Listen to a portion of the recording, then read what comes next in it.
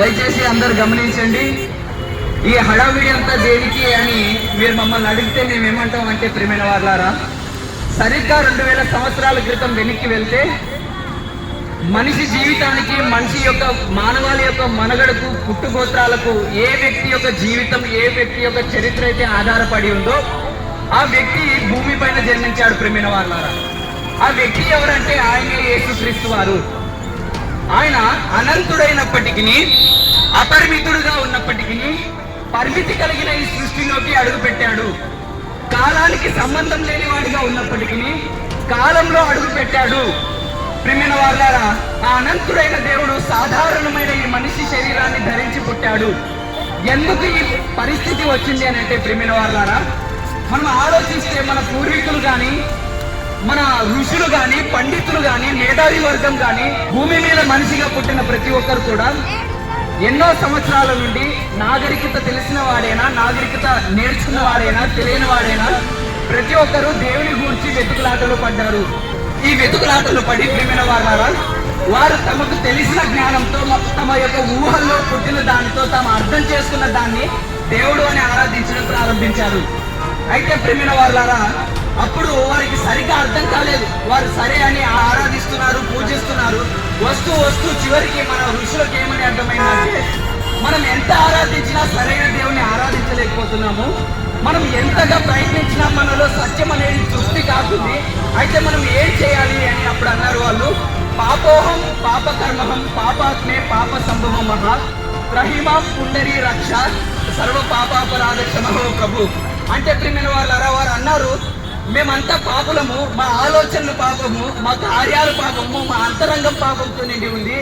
మేము ఈ యొక్క పాపపు ఆలోచనతో ఏ విధంగా ప్రభా నిన్ను చేరుకోగలము, మమ్మల్ని క్షమించి నువ్వే మాకు మార్గం చూపించు అని. ప్రియమైన వాళ్ళారా, ఈ మార్గంలో వారు ఇంకా ఏం చేశారంటే, ఏదో దాన ధర్మాలు చేస్తేనో, లేకపోతే పుణ్య కార్యాలు చేస్తేనో, లేకపోతే మేము ఎన్ని పాపాలు చేసినా దానికి రెట్టింపుగా వారు మంచి పనులు చేస్తే మా పాపాలు క్షమింపబడతాయి, మేము దేవుని దగ్గరికి వెళ్తామని వారు అనుకున్నారు. కానీ తిరిగి వాళ్ళే ఏమన్నారంటే, నా మంత్రం, నా యంత్రం చనా జనే స్థుతి. అంటే ప్రియమైన వాళ్ళారా, నేను ఎన్ని యజ్ఞాలు చేసినా, ఎన్ని మంత్రాలు చేసినా, ఎంతగా తలకిందులు పడి తపస్సు చేసినా, ప్రభువా నిన్ను నేను చేరుకోలేకపోతున్నాను కదా, ఇంతకు నువ్వు ఎవరు అని తన మదిలో తన యొక్క ఆలోచనలో ప్రశ్న వేసుకోవడం స్టార్ట్ చేశాడు. ప్రియమైన వాళ్ళారా, అప్పుడు మనిషి తాను వినయంగా దేవుని దగ్గరికి వచ్చి, నువ్వు ఎవరో దయచేసి నాకు కనపడు, నువ్వు ఎవరో దయచేసి నాకు కనపరుచుకొని అంటే, మనుషులంతా తమ సొంత జ్ఞానంతో, ఆలోచనతో దేవుని వెతకడానికి ప్రయత్నిస్తే చివరికి యేసుక్రీస్తు వారే మనుషుల్ని వెతుకుంటూ వచ్చాడు. ప్రియమైన వాళ్ళారా, ఈ భూమి మీదకి ఆయన అన్నాడు, మీరు దేన్నైతే వెతుకుతున్నారో దానికి నేనే మార్గం, నేనే సత్యం, నేనే జీవం. మీరు అనుకుంటున్నారు మేము దేవుని దగ్గరికి వెళ్ళాలంటే మా పాపాలు పోవాలి కదా అనుకుంటున్నారు. మీ పాపాలు పోవాలంటే దానికి మందు నేనే, దానికి మార్గం నేనే అని ఆయన అంటున్నాడు. ప్రియమైన వాళ్ళ, మీరు మోక్షానికి వెళ్ళాలనుకుంటున్నారు కదా, ఆ మోక్షానికి వెళ్ళాలంటే దానికి జవాబు నేనే. మీరు ఎప్పుడైతే నన్ను గ్రహిస్తారో, సత్యాన్ని తెలుసుకుంటారో అప్పుడే వెళ్ళగలరని.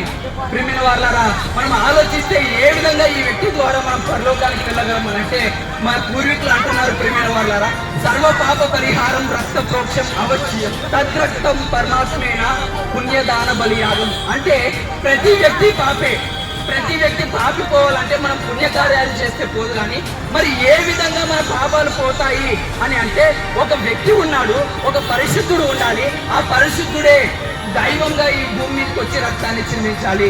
ప్రియమైన వాళ్ళారా, మరి కళ్ళు మూసుకోపోబడ్డాయి.